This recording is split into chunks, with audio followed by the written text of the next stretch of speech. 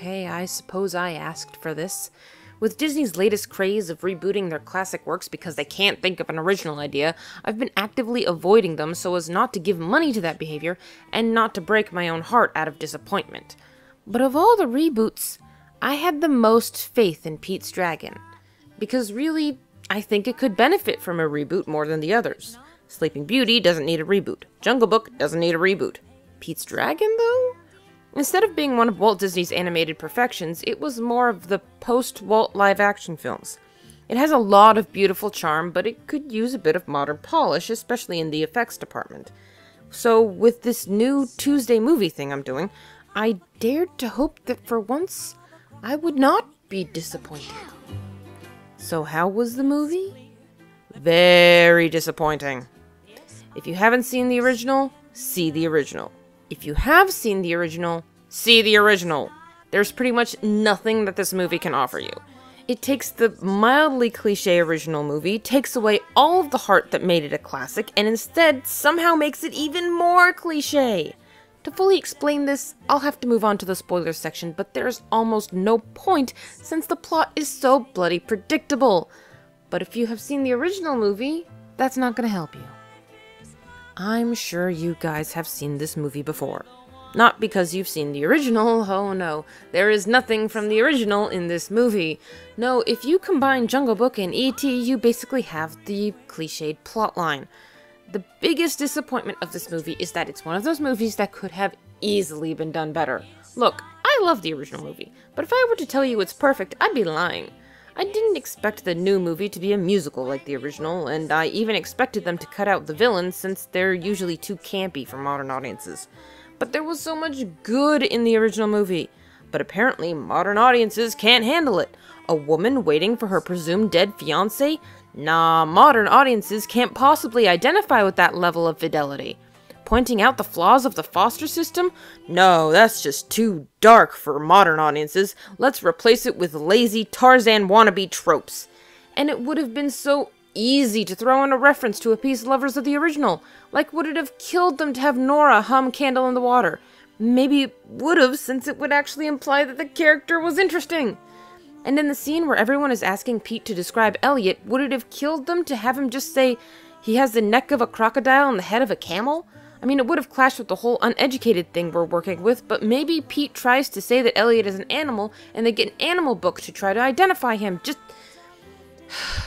I don't even know where to start with how disappointing this movie was. Sadly, it started out okay.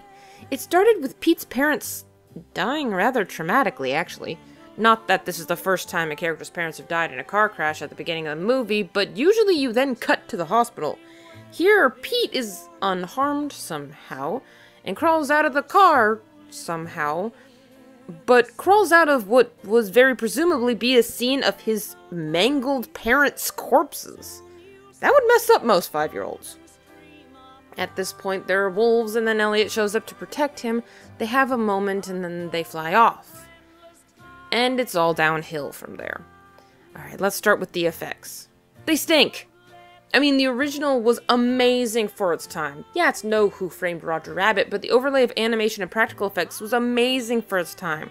These effects aren't even good for today's time. Except for Elliot. He's pretty good considering. I like the whole chipped tooth detail they added in it, and they made the whole invisible thing more like a chameleon-style camouflage, which I expected. There are only really two major problems I have with Elliot himself, and they actually are linked to each other. Elliot in the movie acts like a dog. And that's it. Not like, say, you know what?